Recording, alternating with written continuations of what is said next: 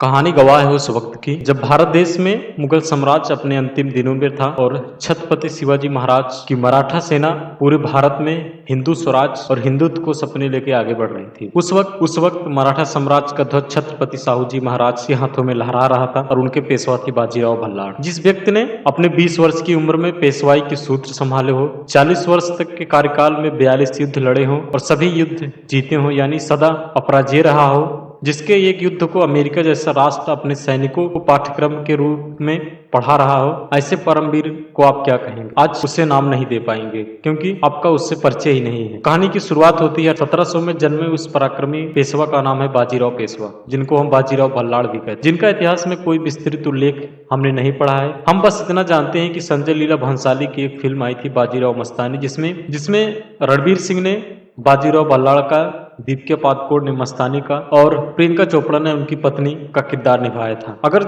मुझे पहुंचने में देर हो गई तो इतिहास लिखा जाएगा कि राजपूत ने मदद मांगी और ब्राह्मण भोजन करता रहा। ये वक्त ऐसा कहते हुए भोजन की थाली छोड़ बाजीराव भल्लाड़ अपनी सेना के साथ राजा छत्रसाल की मदद के लिए बिजली की गति से दौड़ पड़े थे। धरती की महान योद्धाओं में से एक अद्वितीय, अपराजय और अनुपम योद्धा थे बाजीराव भल्लाड़। पति शिवाजी महाराज का हिंदवी स्वराज का सपना जिसे पूरा कर दिखाया तो सिर्फ बाजीराव भल्लाड़ भट्ट। अटक से कटक तक, कन्याकुमारी से सागर माथा तक केसरिया लहराने का और हिंदू स्वराज लाने के सपने को पूरा किया ब्राह्मण पेशवा ने, खासकर बाजीराव प्रथम। इतिहास में शुमार अहम घटनाओं में से यह भी एक है कि 10 दिन की दूरी बाजीराव ने केवल 500 घोड़ों के साथ 48 घंटों में पूरी की, बिना रुके बिना थके। देश के इतिहास में अब तक 2 आक्रमण ही सबसे तेज माने गए हैं। एक अकबर का फतेहपुर से गुजरात के विद्रोह को दबाने के लिए 9 दिन के अंदर वापस गुजरात जाकर हमला करना, दूसरा बाजीराव का दिल्ली पर हमला। बाजीराव दिल्ली तक चढ़ गए थे। आज यहाँ लाल कटोरा स्टेडियम है, वहां बाजीराव ने डेरा डाल दिया। 19-20 साल के इस युवा ने मुगल ताकत को दिल्ली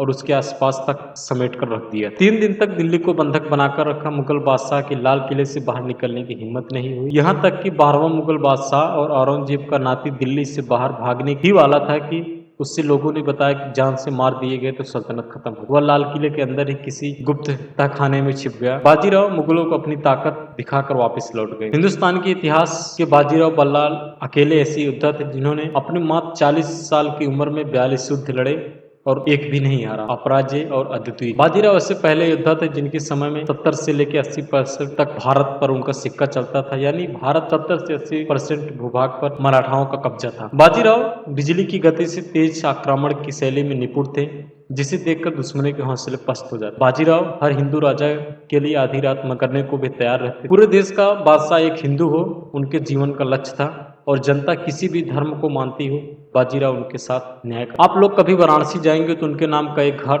पाएंगे जो खुद बाजीराव 1735 में बनवाया था। दिल्ली के बिरला मंदिर में उनकी मूर्ति पाएंगे। कच्छ में जाएंगे तो उनका बनाया आईना महल पाएंगे। पूना में मस्तानी महल और शनिवार वाड़ा पाएंगे। अगर बाजीराव भल्लाड़ लू लगने के कारण कम उम्र में न चल बसते तो आज मोहम्मद शाह अब्दाली या नादिर शाह न हावी हो पाते, न ही अंग्रेज पुर्तगाली जैसी पश्चिमी ताकतें भारत पर राज। 28 अप्रैल 1740 को उस पराक्रमी योद्धा ने मध्य प्रदेश में सनाबाद के पास रावरखेड़े में अपने प्राण त्याग दिए। आज उनकी पुण्यतिथि है।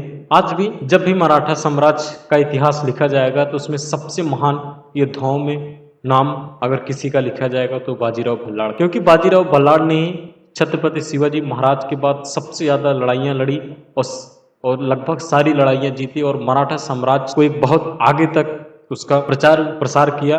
और उसके बाद सदाशिवराव ने भी उनके इस मिशन को पूरा करने में कोई कसर नहीं छोड़ी और लगभग 1761 तक मराठा साम्राज्य का लगभग पूरे भारतवर्ष पे कब्जा था और मुगल सल्तनत भी अब उनके अंडर काम करती थी। लेकिन 1961 में पानीपत के तीसरे युद्ध में अहमद शाह अब्दाली के हाथों मराठा साम्राज्य की बहुत बड़ी हार हुई, जिसके बाद मराठा साम्राज्य धीरे धीरे पतन की ओर जाता गया। और 1818 में अंतिम लड़ाई मराठा और अंग्रेजों के बीच हुई थी, जिसमें मराठा हार गए और उसके बाद से मराठा साम्राज्य लगभग पूरी तरह से खत्म हो गया। दोस्तों, ये वीडियो आपको कैसा लगा कमेंट सेक्शन में जरूर